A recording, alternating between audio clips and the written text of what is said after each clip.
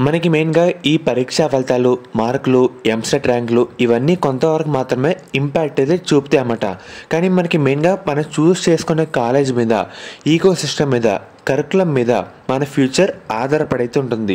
రీసెంట్గా నేను ఒక వెబినార్ గురించి అయితే తెలుసుకున్నాను.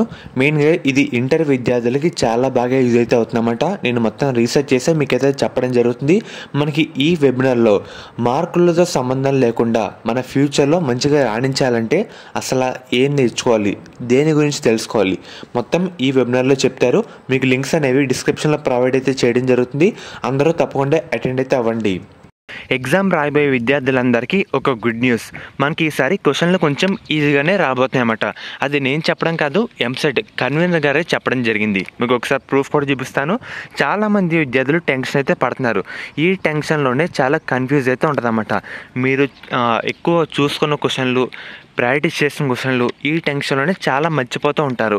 వాళ్ళందరికీ కొంచెం రిలీఫ్గా ఉంటుందని చెప్తున్నాను. చూస్తున్నారు కదా, రీసెంట్గా ఒక ఇంటర్వ్యూలో తెలంగాణ ఎంసెట్ కన్వీనర్ గారు ఈ విధంగా చెప్పారు. ఎంసెట్లో దాదాపుగా మనకి 20% క్వశ్చన్సే కష్టమని ఇవ్వడం జరుగుతుందని చెప్పారు. సో డీటెయిల్గా అయితే వెళ్దాం. చాలామంది టెన్షన్ పడుతున్నారు. ఇది మనకి ఏపీ వాళ్ళకు కూడా దాదాపుగా మనకి ఈ విధంగానే రావడం జరుగుతుంది. కేవలం 20% మనకే మనకి క్వశ్చన్లు కొంచెం కష్టంగా ఉండేలాగా మేమైతే ఇవ్వడం జరుగుతుంది. మరో 40% క్వశ్చన్స్ ఈజీగా, ఇంకో 40% క్వశ్చన్స్ మనకి మీడియంగా మేమైతే ప్రొవైడ్ అయితే తయారైతే చేస్తామని వాళ్ళైతే చెప్పారన్నమాట. చూస్తున్నారు కదా. సో మీరు ఎవరో ఎటువంటి టెన్షన్ కూడా పడకండి.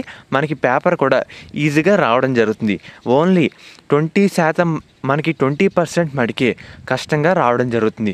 మిగిలిన 40 ఈజీగా, మిగిలిన 40 మనకి మీడియం క్వశ్చన్స్ అయితే ప్రొవైడ్ అయితే చేయబోతున్నారన్నమాట. అండ్ అలాగే వాళ్ళు కూడా కన్వీనర్ గారు కూడా మనకి టెన్షన్ పడకండి, కొంచెం రిలీఫ్గా ఉండండి ఈ విధంగా చెప్తున్నారు.